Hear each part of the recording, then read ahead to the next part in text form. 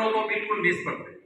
એમાં ભાજપના જે મળતિયાઓનો કોન્ટ્રાક્ટ હોવાને કારણે આપણે જાણીએ છીએ નાની જે પાણીની આપણે પીવાની લાઈન આવે ને એવા પ્રકારની લાઈન એ લોકોએ પાથરી છે। અચાવમાં ગામમાં બે કોન્ટ્રાક્ટર એક જ હતા, આપણે કોઈનું નામ નથી લેતા અને મોટા પેટવાળા થઈ ગયા છે। હા, એટલે એટલી લાઈનમાં ગટર જાય જ નહીં, સ્વાભાવિક છે। નહીં ગટરો તમને એટલા સુધી કહી દઉં કે આપણા માટે આપણા ઘરમાં આપણા ચપ્પલથી અને આપણા બાઈક હોય તો બાઈકથી આપણા રસોડા સુધી ગામનું ગટર દરેક રાપર અને બચાવના ઘરોમાં જાય છે, રોજ એ જાય છે। આજ સફાઈ કરો, મારા ઘરમાં હું વહેલો ઉઠીને મારો બાઈક કાંગના મળી જાવ એટલે એમાં ગામની ગટર આવી હોય, ચોટી હવામાં પાછળ એટલે નિશાન થઈ ગઈ, ઝાડુથી બહાર કાઢું એટલે ગામની ગટર દરેક અપવિત્રતા આપણને જો સૌથી વિશેષ આપી હોય તો ભારતીય જનતા પાર્ટીની ગટર એક જ સમસ્યાઓ છે, મોટા ભાગે ગટર નિષ્ફળ છે।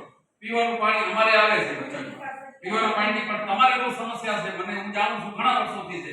ટેન્કરો મોંઘા છે તમારે, અમારે ટેન્કરો 200-250 માં આવે છે એટલે તમારી સમસ્યા પીવાના પાણીની સૌથી મોટી છે। પણ દારૂ, ગટર અને અમારે ત્યાં 24 કલાક રોડ લાઈનો ચાલુ રહે છે, તમારે રેતી નથી ભરવાની। પણ આપણે એમ કહી છે કે આ વહીવટ આપણા હાથમાં આવે ને આપણે ઈ કરવાનું છે।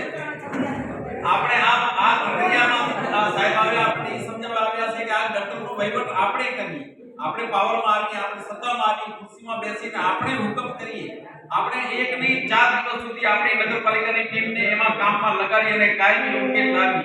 એના માટેની જે પ્રક્રિયા છે મુદ્દાઓ આપણે મુદ્દા બધા મોકલી દે।